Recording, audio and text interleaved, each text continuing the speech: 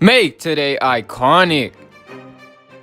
What's up, guys? It's Upcome Sports back with another video. In this one, we're doing part 2 of the Chicago Bulls super realistic rebuild. If you haven't seen part 1, make sure to click the link in the description and we'll get right into it. Draft lottery time. We're not in the lottery because we made the playoffs, obviously, but with the 18th pick in the draft, we are going to take Daryl Malone, point guard out of Xavier.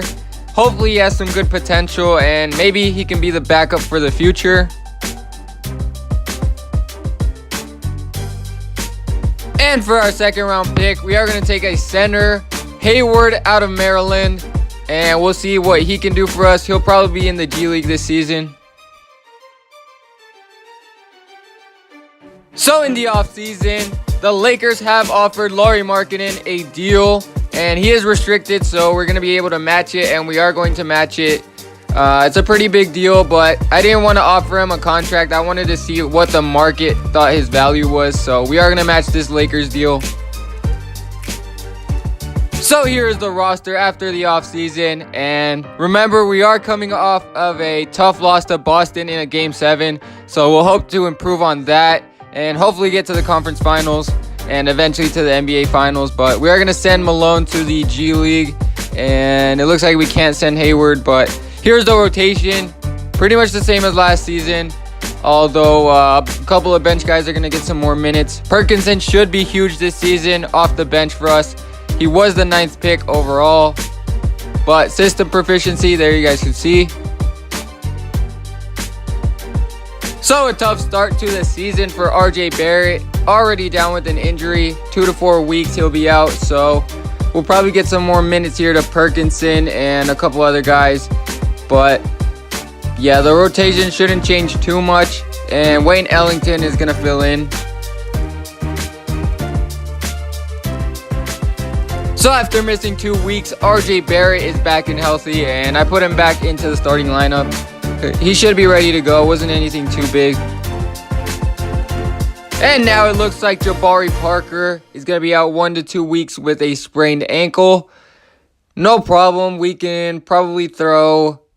Actually, we don't really have that many big men off the bench. So we'll throw Wayne Ellington in here again. He'll get some minutes. And hopefully Jabari won't be out too long. And as I said, Jabari Parker shouldn't have been out too long. And he was only out for, I think, 5 games. So we'll just set the rotation back to what it was, and we'll be on our way.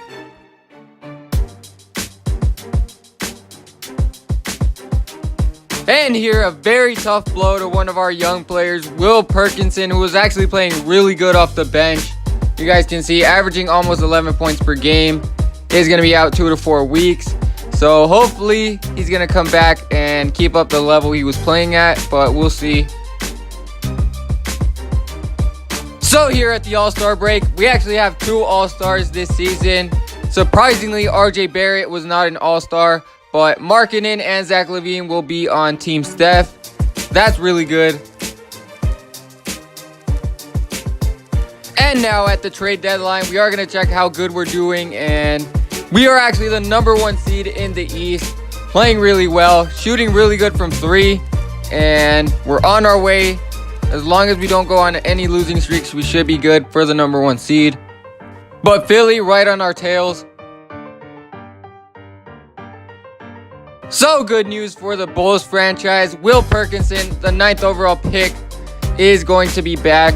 And supposedly he's fully healthy. We'll see if he performs that way. Now, this injury right here is a really big loss. Chris Dunn out 2 to 4 weeks. We're battling for that #1 seed. And we're actually going to move Zach LaVine to point. And Will Perkinson is going to start at shooting guard. I don't really want to start Van Vliet. So Zach LaVine is on a 1-year deal. And we're going to offer him a contract extension. See if he wants to sign that. Definitely a franchise piece for us. So we managed to stay afloat with Chris Dunn out of the rotation. Will Perkinson actually playing really good, but Chris Dunn is now going to move back to the starter and we'll go back to what we were playing. So in this season, Stephen Curry wins the MVP on the Warriors. Jalen Green on the Pelicans. Markelle Fultz, 6th man, and Malik Monk, most improved, with Brett Brown being coach of the year. RJ Barrett on the All-NBA second team, averaging 19, 6, and 7. Also averaging 1 steal and 1 block per game.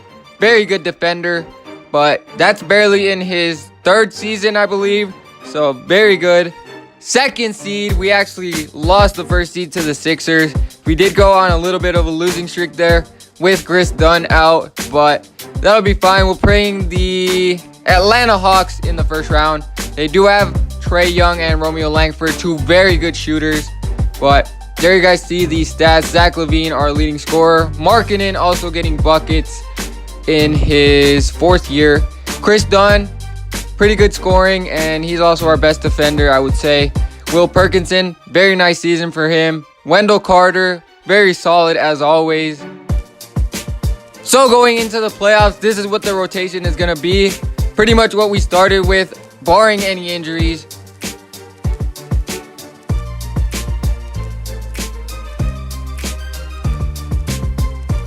And here is the Atlanta Hawks roster. Trae Young, who's been averaging amazing numbers. And they also got DeAndre Jordan. Romeo Langford, also a very good shooter and playmaker. So we'll have to key in on them. Jalen McDaniels, a good defender.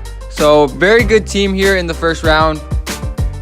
So pretty much the game plan is to press up on Trae Young and Romeo Langford. Not give them any space to shoot. Make them drive inside where Wendell Carter and Markkanen can possibly block shots and maybe even force the ball out of their hands. Here you can see Trae Young's going to be guarded by Chris Dunn. And on Romeo Langford, we are going to have RJ Barrett, our second best defender, I would say. Maybe even our best defender. But yeah, pretty much he's going to play just how Chris Dunn is going to play on Trae Young. Press up, not allow him to shoot as many threes. Let's get right into this playoff series against the Hawks. Game 1, we win. Markkanen with 26 points, hit 5 threes. Zach LaVine 23. RJ Barrett doing an all-around game. Trae Young 27 points, but he shot only 1 for 9 from 3. That's exceptional. Romeo Langford only 9 points. Game 2, we also win. Jabari Parker led us in scoring. Markkanen followed that up as well. RJ Barrett only had 10 points. Trae Young with 30 points for them. Romeo Langford had a better game this time, and we'll move on to game 3. We do take a 3-0 lead with Jalen McDaniels being their leading scorer. Trae Young not shooting efficient at all, and Romeo Langford had 6 points on 3 for 9 shooting. Just horrible. But let's see if we can complete the sweep here, and we do. We'll be moving on to the next round pretty easily. Trae Young with another not so good game. Romeo Langford was just horrible in this series. Look at the field goal percentage. Look at the 3 percentage. Way down from what he was averaging in the regular season. Trae Young, also his field goal percentage skyrocketed to the bottom. So next up, we're playing the Washington Wizards. Here is their roster. John Wall, who is 31 now, averaging only 14 points in the playoffs, shooting horrible from 3. And Bradley Beal doing pretty good in the playoffs, shooting 51% from 3, so we'll have to limit that. But we'll see what the game plan is. So pretty much the game plan on John Wall is Chris Dunn is going to be guarding him. And pretty much what we did to Giannis last season. We're going to dare him to shoot and hit that outside shot and not let him get in the paint where he's most effective. And with Bradley Beal, we're going to press up on him like we did with Trae Young and Romeo Langford. Make him hit tough shots, make him drive it, and we're going to also put RJ Barrett, our now best defender, on him. So let's get right into the second round, and we'll simulate game 1. We do end up winning. Zach LaVine dropped 17. RJ Barrett also 17. And the Wizards, John Wall shooting 1 for 6 from 3. Bradley Beal shooting 1 for 8 from 3. Combined 2 for 14. Game 2, we end up winning. Zach LaVine with 27 points. Very good performance from him. John Wall only 16 points, but Bradley Beal had 4 points on 1 for 12 shooting. RJ Barrett is turning into a lockdown defender. And it looks like Zach LaVine just came down with a little injury. Back spasm, so he won't have to come out, but we'll have to limit his minutes. And we'll see what that leaves us with. RJ's going to have to take on a bigger load, but here in Game 3, we end up winning this one as well. John Wall puts on a good performance here. So, Bradley Beal only 11 points, still struggling with RJ Barrett. Markkanen dropping 38 points in this game. Zach LaVine backing him up with over 20 as well. Can we sweep the Wizards? They do get a game on us. Bradley Beal finally goes off. Not shooting as efficiently as he was before. But yeah, RJ's just doing work on the defensive side of the ball. Markkanen again leading us in scoring. And Zach LaVine with a tough shooting night. But can we win in 5? We do win in 5. RJ Barrett with a big game.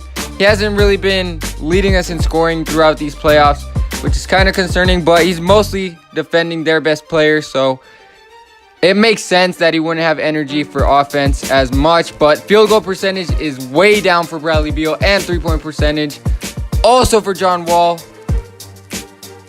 So next up, we're going to be playing the Philadelphia 76ers. Embiid and Ben Simmons are going to be a problem.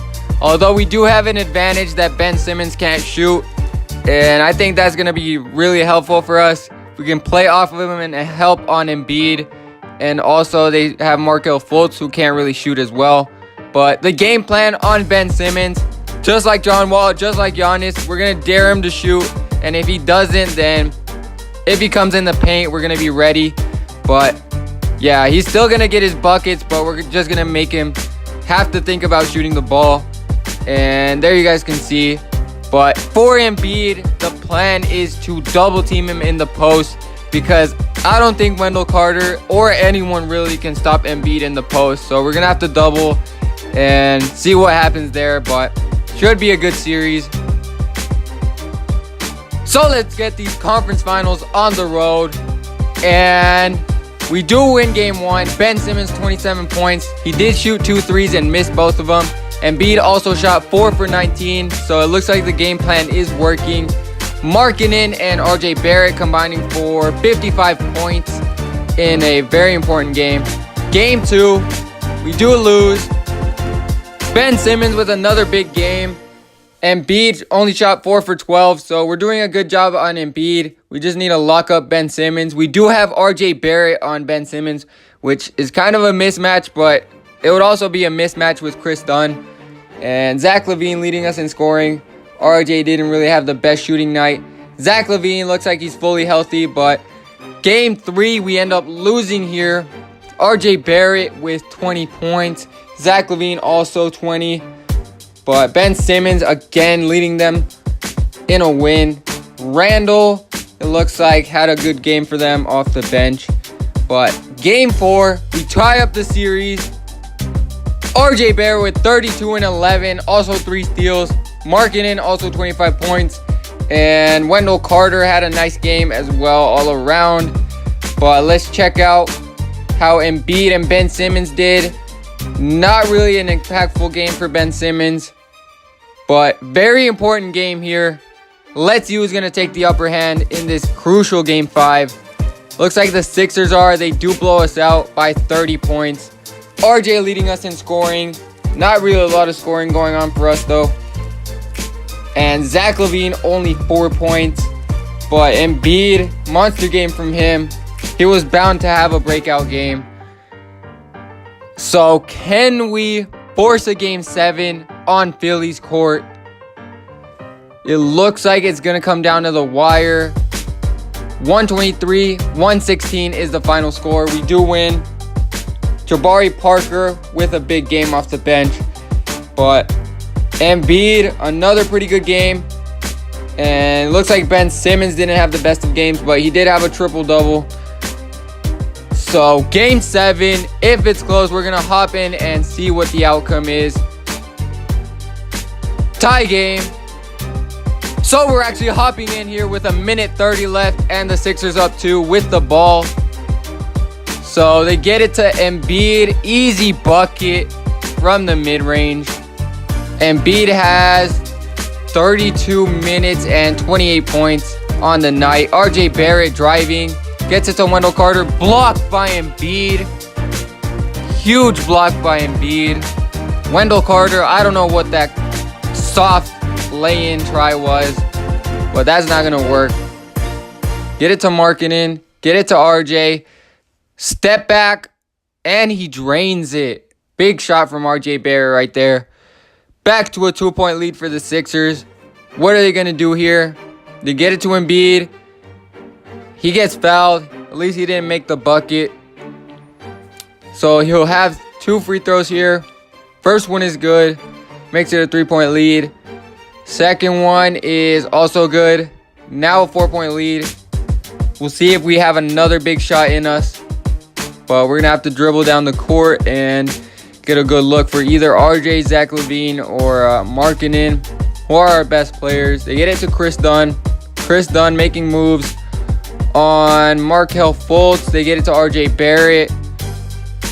Can we get RJ Barrett a screen? Markkanen coming over. Screen. Pull up. Mid-range is cash. So another big bucket by RJ Barrett.